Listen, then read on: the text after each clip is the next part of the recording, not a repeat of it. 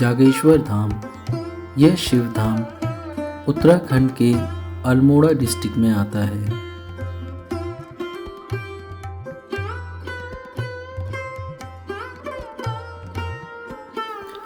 नमस्कार दोस्तों, आज हम आपको भोले बाबा के धाम और 12 ज्योतिर्लिंग में से एक, जो कि 8वां ज्योतिर्लिंग के स्थान पे आता है, वो शिवालय जागेश्वर धाम है।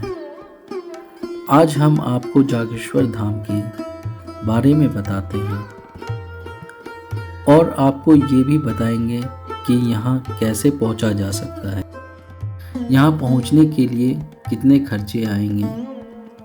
यहाँ मंदिर दर्शन के लिए भी नियम है, तो हम आपको मंदिर के दर्शन कराते हैं। जागेश्वर धाम भगवान शिव का मंदिर, जो 12 ज्योतिर्लिंग में से 8वें स्थान पे आता है। यह मंदिर लगभग 2500 साल पुराना है। शिव पुराण, लिंग पुराण और स्कंद पुराण आदि पौराणिक कथाओं में भी मंदिर का उल्लेख है। यह दारू का वृक्ष रूपी पेड़ भगवान शिव और मां पार्वती का स्वरूप माना गया है। इसे अर्धनागेश्वर के रूप में भी पूजा जाता है। यहाँ प्रतिदिन सुबह 8 से 8:30 बजे भोलेनाथ जी को आरती और भोग लगाया जाता है और उसके बाद अन्य मंदिरों में भोग लगाया जाता है। आप इधर देख सकते हैं, पंडितों का समूह जा रहा है मंदिर में भोग लगाने के लिए। कुछ मंदिर खंडित हो गए हैं और उनके कुछ शवशेष इधर पड़े हुए हैं। भोलेनाथ जी के मेन मंदिर के पीछे तंडेश्वर महादेव जी का मंदिर। लकुलेश वो शिव भक्त हैं जो शिव के सिर्फ बैरागी रूप को जानते थे। वो शक्ति होने के भी पुराने भक्त हैं और उनको ज्ञात दिलाने के लिए भोलेनाथ जी ने समय का चक्र पीछे किया था। यह मंदिर की खास बात भी है कि इसे गौर से देखने पर इसकी बनावट बिल्कुल केदारनाथ मंदिर की तरह नजर आती है। यहाँ तक कि इस मंदिर के अंदर करीब 24 ऐसे छोटे छोटे मंदिर बने हुए हैं जो जागेश्वर धाम का परिचय देता है। जागेश्वर में पौराणिक और ऐतिहासिक मंदिर समूह हैं। मंदिर का नाम इतिहास में भी दर्ज है। जागेश्वर धाम में नीलकंठ, सूर्य देव जी का मंदिर, नवग्रह और यहाँ पे शक्ति पीठ भी विराजमान है। आइए पंडित जी के जुबानी इस धाम के बारे में सुना जाए। हर हर महादेव।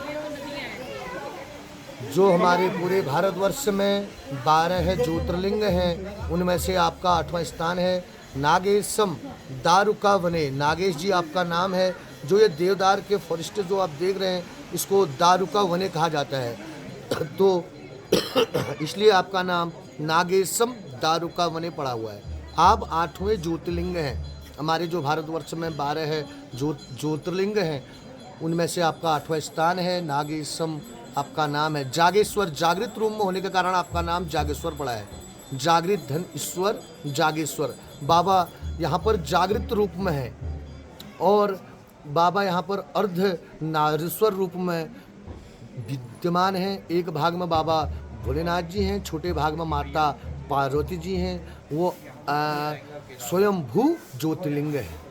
यहाँ पर टोटल कैंपस में 125 मंदिरों का समूह है, जिनमें से 108 बाबा जी के हैं और 17 अन्य देवी देवताओं के हैं। यहाँ पर काल सर्प दोष, महामृत्युंजय जाप, नवग्रह पूजन और रुद्राभिषेक, शिवार्चन, पार्थिव पूजा यहाँ पर जो है विशेष रूप से की जाती हैं, तो उनका विशेष महत्व है। यहाँ से कोई भी भक्त अपने श्रद्धा भाव से अगर इस धाम पे आता है तो कभी खाली हाथ वापस नहीं लौटता है। उनकी तुरंत मनोकामना बाबा पूर्ण करते हैं। बोले जागेश्वर बाबा की जय। यहाँ अलग अलग तरह की मान्यता है जो कि जागेश्वर धाम को दर्शाती हैं और भोलेनाथ को भी दर्शाती हैं कि यह मंदिर कितना पवित्र है। जागेश्वर धाम को भगवान शिव का तपोस्थल भी माना जाता है।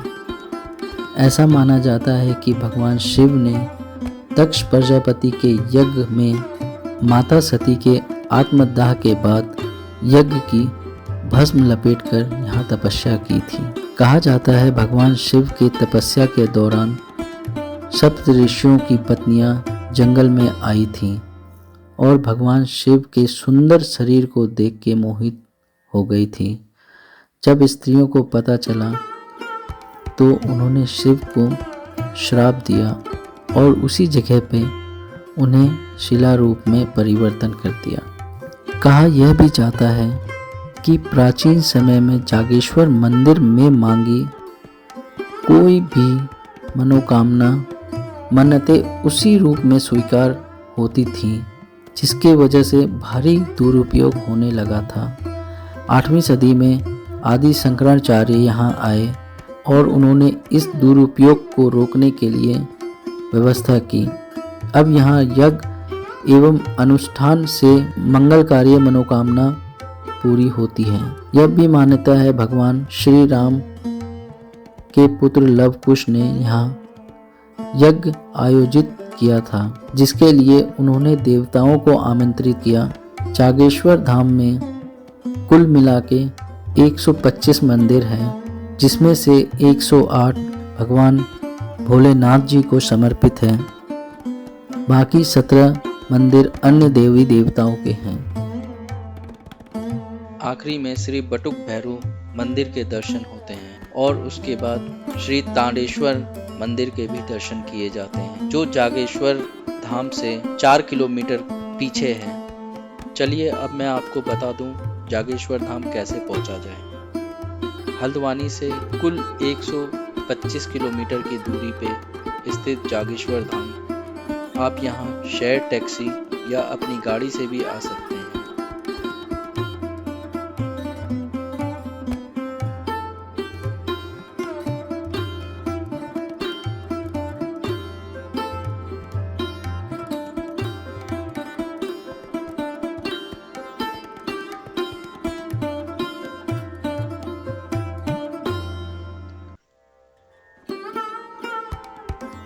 अगर आप जागेश्वर आते हैं हल्द्वानी काठगोदाम से, तो आप सुबह अगर बैठेंगे तो आपको पूरा दिन लग जाएगा जागेश्वर पहुंचने में।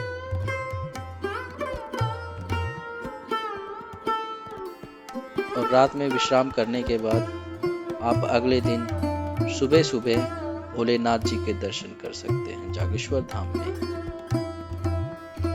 कुल मिला के एक आदमी का खर्च आप मान के चलिए, अगर वो पब्लिक ट्रांसपोर्ट से आता है तो 3 से 4 हज़ार के बीच में होगा। अगर वो पर्सनल गाड़ी से आता है तो 6 से 7 हज़ार रुपये।